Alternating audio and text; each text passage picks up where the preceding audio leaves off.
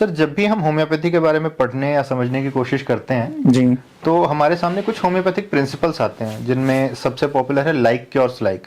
जी तो ये homeopathic principles क्या हैं और कैसे काम करती हैं, क्या सिग्निफिकेंस है इसकी इन होम्योपैथिक सिस्टम? जी देखिए, जब हम प्रिंसिपल्स की बात करते हैं तो एक हमारे यहाँ लाइन आती है मेडिकल लिटरेचर में, that homeopathy is a principle and principle brooks no division of loyalty. Okay. अब कोई भी सिद्धांत है तो उसमें सिद्धांतों में कुछ चेंजेस नहीं होते कभी भी। फॉर एग्जाम्पल, आपको यहाँ पे क्लैरिटी के लिए, व्यूवर्स के लिए मैं बता दूं कि होम्योपैथी के जो सिद्धांत आज से 200 साल 250 साल पहले डॉक्टर हैनीमैन ने डिजाइन किए थे, जब बताए थे उन्होंने, वही सेम सिद्धांत आज भी एप्लीकेबल हैं। उसमें कोई तरह का एडमिक्सचर या कुछ चेंजेस नहीं हुए। जैसे कि फॉर एग्जांपल, मैं यहाँ किसी सिस्टम को क्रिटिसाइज नहीं करूंगा, बट बहुत सारी मेडिसिन, ऑर्थोडॉक्स सिस्टम या कन्वेंशनल जो हमारा एलोपैथिक सिस्टम है, उसमें मेडिसिन आती हैं और उसके बाद उनको हटा लिया जाता है मार्केट से कि इनके साइड इफेक्ट हैं, अब ये मेडिसिन नहीं दी जाएंगी।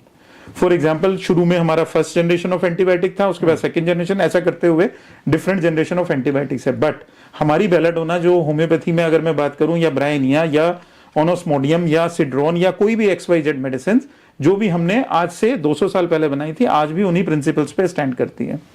अब पहला प्रिंसिपल जो होम्योपैथी का, जो हमें यूनिक बनाता है होम्योपैथी में, that is like cures likes. इसको हम लोग सिमिली या सिमिलीबस क्यूरेंतोर के नाम से जानते हैं, क्योंकि डॉक्टर हैनीमैन कई भाषाओं के ज्ञाता थे अपने जमाने में, और जिस टाइम पे उन्होंने मेडिकल प्रैक्टिस छोड़ दी थी तो उस टाइम पे वो बुक्स की ट्रांसलेशन करके अपना जीवन जो है वो चलाने में उसके हिसाब से काम करते थे। तो एक तरह से उनका ब्रेड एंड बटर जो था वो उस टाइम पे केवल ट्रांसलेशन ऑफ बुक्स था।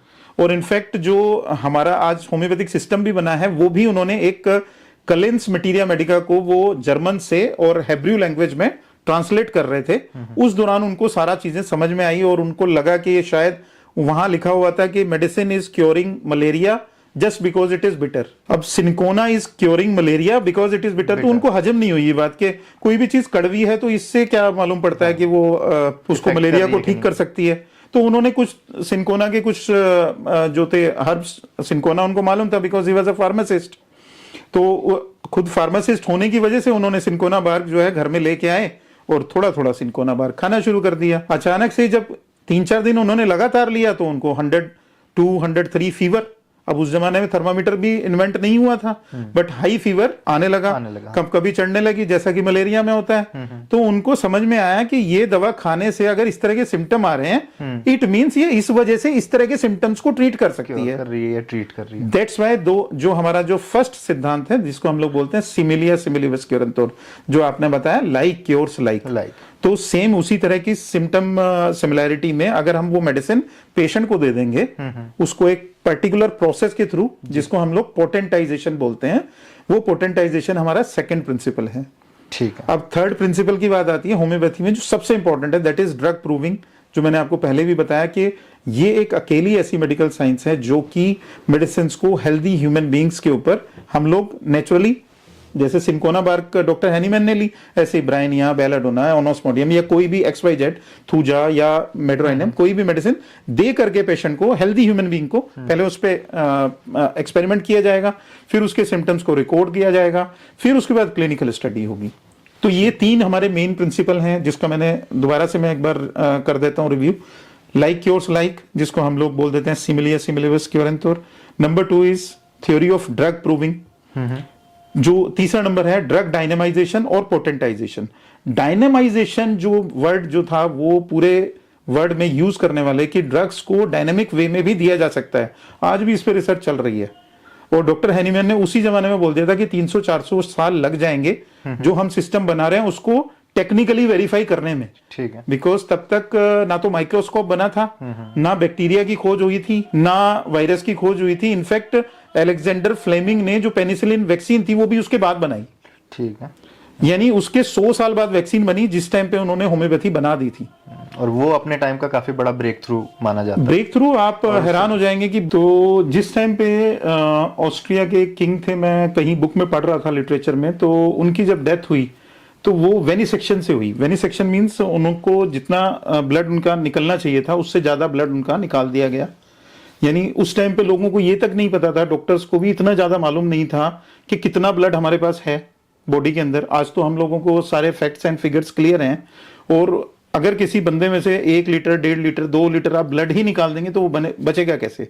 ये वही ब्लड लेटिंग डाउन वाला प्रोसेस, ये ब्लड लेटिंग वाला प्रोसेस था। और डॉक्टर हैनीमैन ने जब इसके अगेंस्ट लिखा तो लिखने के बाद उनके लिए न्यूज़पेपर में क्लिपिंग बनाई गई, और स्पेशली उनके लिए उनको बहुत सारी जो एसोसिएशंस थी, जो मेडिकल एसोसिएशंस थी, उन्होंने डीबार कर दिया कि अब आप प्रैक्टिस भी नहीं कर सकते बिकॉज आपने इतना गलत लिखा है। अगर आप अपने ही सिस्टम के अगेंस्ट हो जाओगे तो आप क्या करोगे? बट दुनिया को नहीं मालूम था कि आने वाले टाइम में 20-25 साल की रिसर्च करने के बाद वो एक दुनिया में एक ऐसा सिस्टम ऑफ मेडिसिन इजाद करके लेके आएंगे, जिसके लिए मैं आज भी एक न्यूज पढ़ रहा था कि अभी एक रिसर्च हो रही है जिसमें यह देखा जा रहा है कि ऑटो इम्यून डिजीजेस का अगर पूरी दुनिया में कहीं भी कोई ट्रीटमेंट अवेलेबल है तो वो केवल होम्योपैथी में है।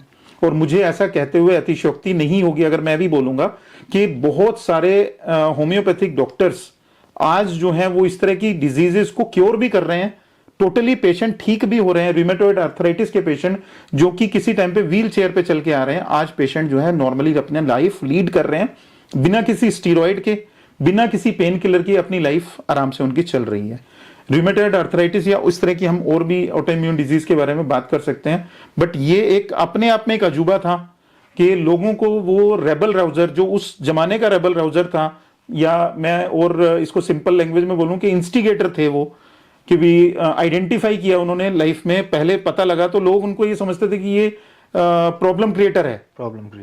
इवन देन उन्होंने अपना जो ब्रेवरी था वो छोड़ा नहीं। और मुझे याद है मैं उनकी बायोग्राफी पढ़ रहा था अभी कुछ दिन पहले डॉक्टर हैनीमैन की, तो उसमें लिखा हुआ था कि वो अपने फादर जो कि खुद एक पोर्सलिन डिश बनाने वाले कुम्हार थे, पोटर थे, और वो जब उनसे बात करते थे तो वो बताते थे कि भाई पापा ने मेरे को बोला था एक ही बात, prove all the things and hold fast that is good. आपने हर नई चीज के बारे में पहले प्रूव तो करो, क्या होगा या क्या नहीं होगा वो बाद की बात है, कोई बात नहीं बेटा ट्राई करो।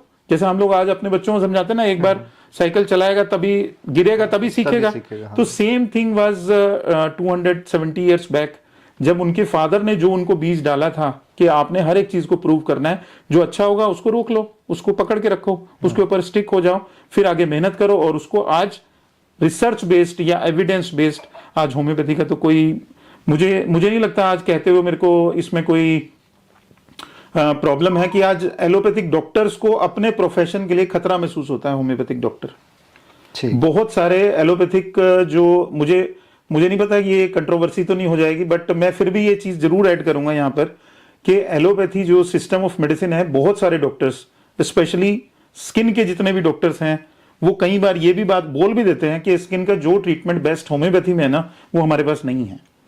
बिकॉज मेरे पास मेन स्ट्रीम के बहुत सारे डॉक्टर्स हैं जिनको हम लोग ट्रीट कर रहे हैं।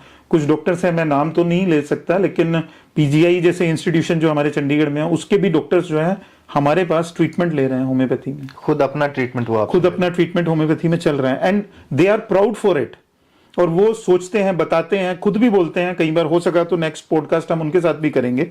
उन्होंने बोला भी है कि अगर आप चाहें तो मैं डेफिनेटली आपके साथ जरूर बैठूंगा, क्योंकि मुझे ये सिस्टम के बारे में नॉलेज ही नहीं था कि ड्रग डायनेमाइजेशन ऐसा मेथड हो भी सकता है दुनिया में कि माइन्यूटेस्ट जो क्वांटिटी है, क्योंकि लोगों को बड़ा सवाल होता है कि दवाई में कुछ डाला भी है कि नहीं, या प्लेसिबो इफेक्ट से तो नहीं चल रही है दवाई कि खुश कर दिया पेशेंट को और खुश करने के हिसाब से बस दवाई दे दी, मीठी गोली डाल दी, या उसमें कुछ दिया भी है कि नहीं दिया। तो ड्रग डायनेमिक्स के जब हमने स्टडी की और आज हमारे पास उसके साइंटिफिक प्रमाण हैं, उसका साइंटिफिक एविडेंस है। आप स्पेक्ट्रोग्राम एक अलग से टेक्निक होती है, उस स्पेक्ट्रोग्राफी करके आप उसको आइडेंटिफाई करके मेडिसिन को चेक कर सकते हैं, जो देखने में आपको केवल एक अल्कोहल की छोटी बोतल लग रही है, उसमें मेडिसिन के कितने मॉलिक्यूल्स हैं, कितने लाखों करोड़ों मॉलिक्यूल्स उसमें मेडिसिन के हैं, ये स्पेक्ट्रोग्राम में बिल्कुल क्लियर आ जाता है। जैसे 20 साल पहले की बात करें, 20 वर्ष पहले ऐसा टेक्नोलॉजी था ही नहीं, जब स्पेक्ट्रोग्राम बनता ही नहीं था तो कैसे आइडेंटिफाई करते। अब इलेक्ट्रॉन माइक्रोस्कोप अवेलेबल है, स्पेक्ट्रोग्राम इस तरह के बन जाते हैं, तो आप 4 शीशियां आपको दे दी गई हैं, उसमें आप नंबर डाल दीजिए, चारों ही मेडिसिन जो है वो डिफरेंट हैं, स्पेक्ट्रोग्राम अलग आएगा सबका। तो वहां से आइडेंटिफिकेशन शुरू हुई। अदरवाइज लोग तो बड़े कंफ्यूज थे कि इस दवाइयों में कुछ होता ही नहीं है, ये तो शायद अल्कोहल ही बेच रहे हैं, अल्कोहल बेच रहे हैं, यस, या मीठी गोलियां जो साबूदाने की गोलियों के नाम से मशहूर हो गई।